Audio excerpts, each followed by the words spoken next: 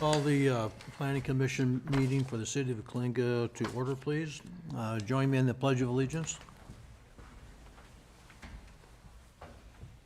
Ready, begin. I pledge allegiance to the flag of the United States of America and to the republic for which it stands, one nation, under God, indivisible, with liberty and justice for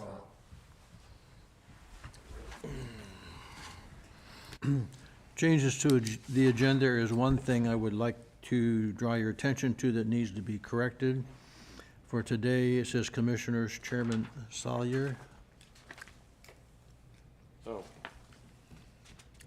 That's weird. On the roll call, and the other one, it doesn't have one there. Yeah, so that needs to be, It hasn't been updated in Novus, I think, since the change, and then we'll make that change tonight, Okay. and then it'll be okay, updated. cool. Roll call, please. Vice Chairman Stoppenbrink, Here. Commissioner Helmer, Here. Commissioner Pruitt, Here. Commissioner Hill, Commissioner Papietro. Here. So I think probably what occurred there is that Rocco's name was not added, and, They must not have made the change on the, yeah, in the software. We have to call the software company to actually have them change it. okay. I thought it was a test and error. See how it works out. Yeah, it's already been changed. Yeah, because Rocco, you were on the October 10th, Yes, I believe I'm listed on the minutes. Yeah. yeah, Here. yeah, so, Yep. okay. And we have Sean here for the city, and Shannon. Public comments? Government Code Section 54.9, 54.3, members of the audience may address the commission on any item of interest to the public or any agenda item before or during. Commissioners' consideration of the item, state law prohibits the planning commission from acting on any non-agenda items. I don't see anybody in the audience, so we'll move into the information consent calendar. So the minutes for October the 10th are before you. Chair will entertain a motion for approval, please. I motion to approve. We have a motion, we have a second. I'll second. Rocco second. Any discussion? All in favor signify by saying aye. Aye. Any opposed? Motion carries. I wasn't here, so Any abstentions? Did you abstain, Richard? I abstain. Okay, all right, thank you. Public hearings, okay, Sean, we'll turn this over to you at this point. Thank you, Commission. In November, the Community Development Department received a conditional use permit application from the new Coalinga Family Market that's reopening at 210 East Elm for basically the sale of beer and wine, which is the Type 20 ABC license. And so staff started reviewing the application for which requires a conditional use permit for any type of alcohol sales at these types of establishments. The requirements of the conditional use permit are intended to prevent problems associated with commercial establishments involved in the sale of alcohol for consumption on-site, on sale, or off-premise, off-sale, and to prevent overconcentration if that becomes a problem or is deemed a problem. It has been demonstrated that such establishments can adversely affect nearby commercial and residential uses and can create substantial demands for police services. In terms of this project, this is located at 210 East Elm, which is the existing Coalinga Family Market. The sale of alcohol in the general commercial zoning district is permitted, subject to a conditional use permit. The issuance of the conditional use permit for this use is permitted and consistent with that of the general plan land use goals, policies, and zoning regulations. In terms of operations, the sale of alcohol will be within the store, where only beer and wine will be permitted to be sold on the premises. And mentioned earlier, it'll just be a Type 20, so it's just going to be beer and wine, no spirits.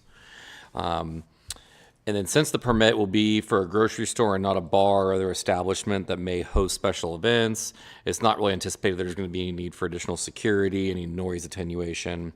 Hours of operations will be limited to those of the grocery store, and conditions will ensure that the lighting is satisfactory to the police department to enhance security.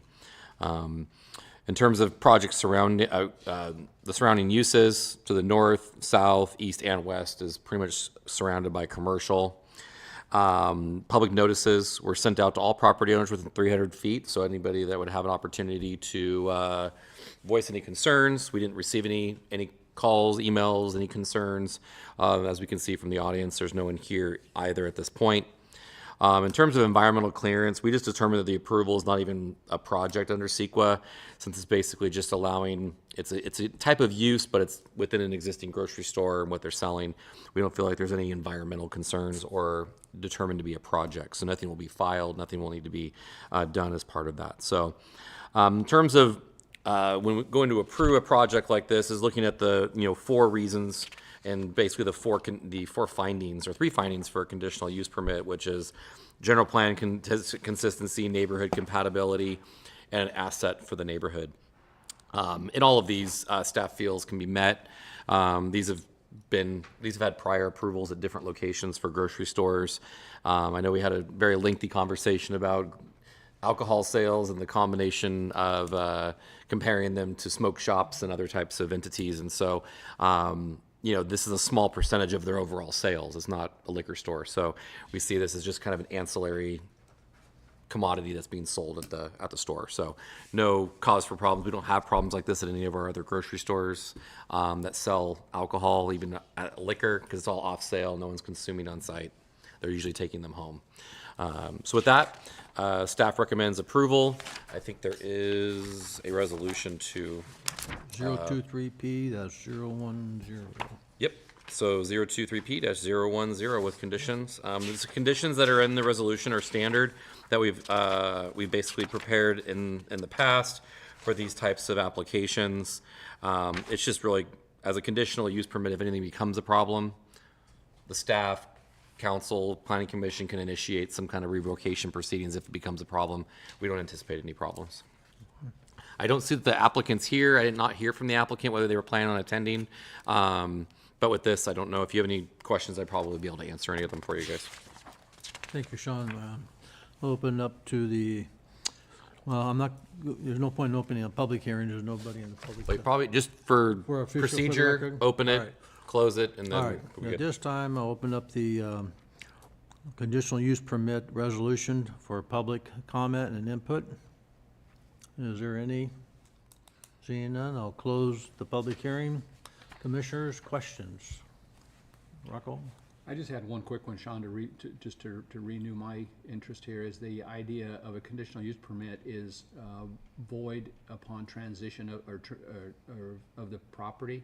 So it's not a dated conditional use permit, right? It's a dated for the first 1 year if they don't meet the conditions, but after that, it would be a change of ownership or something like that. They would have to renew the conditional use permit. So typically how it works, yeah, so with the way the conditional use permit works is if it's approved or the commission approves a use permit, typically the use has to begin or the activity has to begin within a year. So it's kind of like the permit's good for a year. Once it starts, it runs with the land. So typically this property, we couldn't find anything in the past that actually had any type of permit on file for selling alcohol. And the conditional use permit requirement hasn't always been on the books. Like years ago, I think our old ordinance didn't have requirements. On a side note, we're probably looking at trying to revise this a little bit. I think the intent of this is really to look at like potential problems, and then also looking at locations. But for grocery stores to sell beer and wine, it's never seemed to be a problem. So we have exemptions for restaurants. So if you have a restaurant and you're considered a full service restaurant, you're exempt from this requirement. So you're not necessarily required to get a use permit. But if you're just like a fast food joint and quick service and you want to have beer and wine, then you got to get a use permit for that. But if you're sit down, then you're in Kinda good like the shape. Salty Pickle? Salty Pickle, for instance, that didn't come before the commission. So in this case, the year that it talks about in the conditions is really that you need to establish that. So if you approve a new restaurant and it had a use permit tied to it, they would have to be operational within a year or a substantial completion, or they'd have to get it renewed. And really that's just protects if there's any code changes, things that change substantially. Same thing with site plans. But conditional use permits, they run with the land. So if this grocery store sells or closes for 6 months and then reopens back up and they want to sell beer and wine, then they're good. Now, if they want to sell liquor, it may require them to come back because it's going to be beyond what the conditional use permit allowed, which is just beer and wine. Okay, thanks, that's what I thought. Richard? Who issues that beer and wine license? State Department of Alcohol Control Substance. So what happens is that the state will, when you submit an application for an ABC license, the state says, okay, we received your application. Now go to the city and ask them if are there any permits that are required to get before we give you this license, right? And then they have to fill out an affidavit that basically says, I talked to the city, this is the contact. He said that, or she said that, it requires a special use permit. So ABC will not issue that license until they get a signed form from us stating that here's the resolution that was approved, this is the date it was approved, and then I sign off on it saying that they have formal approval, and then ABC can then issue them the license.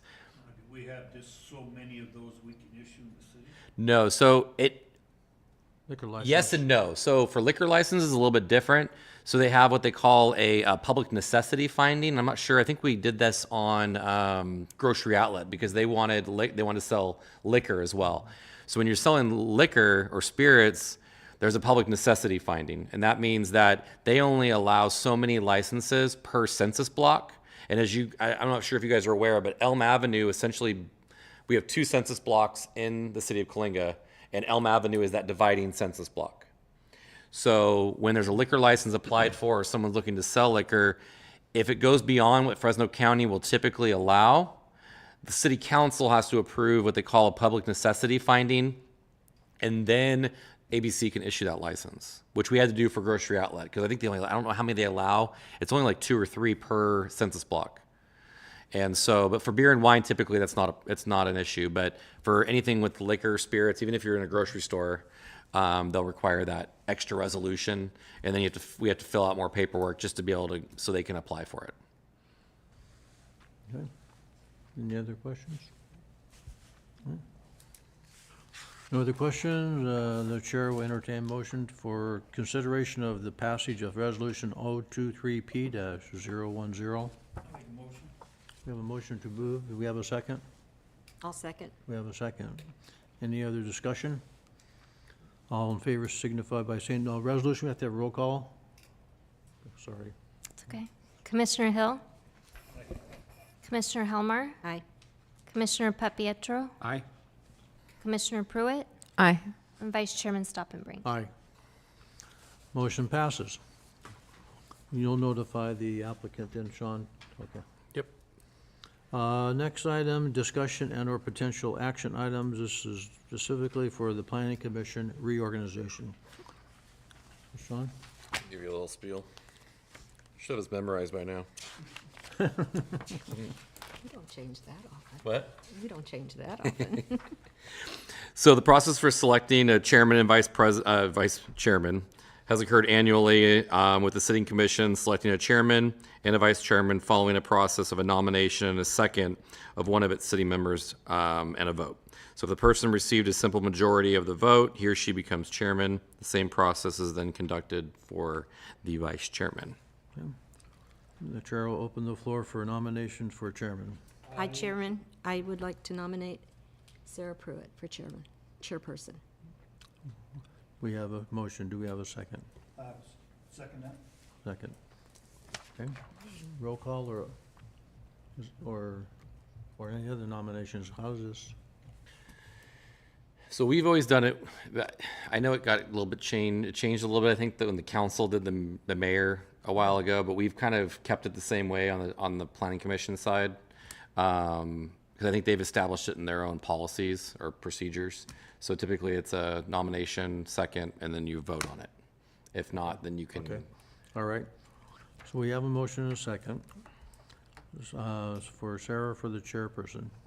All in favor signify by saying aye. Aye. Aye? Any opposed? Motion carries. Okay, chairperson, you can take over the rest of the meeting. Okay, all right, so, well, No. I'm here, we're good. We're good. Give her the gavel. It can all Will get it make you feel rearranged happy, next time. Richard, if that- Do I need to move? No. No, you don't Okay. need to move. All right. Okay, so next, do I have a nomination for vice chair? I would like to nominate Ken Stoppenbrink for vice chair. Okay, do I have a second? Second? I have a second. Now, the nomination is for Ken Stoppenbrink for vice chair. Just, not roll call, just a vote, right? Correct. Yeah, okay, so all those in favor, say aye. Aye. Aye. Any opposed? No one opposed, so Ken Stoppenbrink, congratulations. Okay, congratulations, Sarah. Thank you. And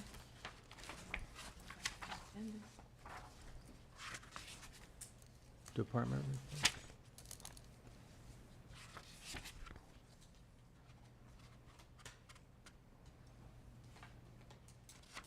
okay, department reports? I have none. Thank you. Communications, staff announcements? No. Commissioner announcements, anybody? I have none. No? Okay. Chairman announcements. Is that chairman or chairperson now? Chairperson. Okay. All right. So announcements. I have one announcement. I hope that everybody has a happy holiday. If you are not aware, there is the wine walk this weekend. And I think that's it. We are adjourned at 6:16. Thank you.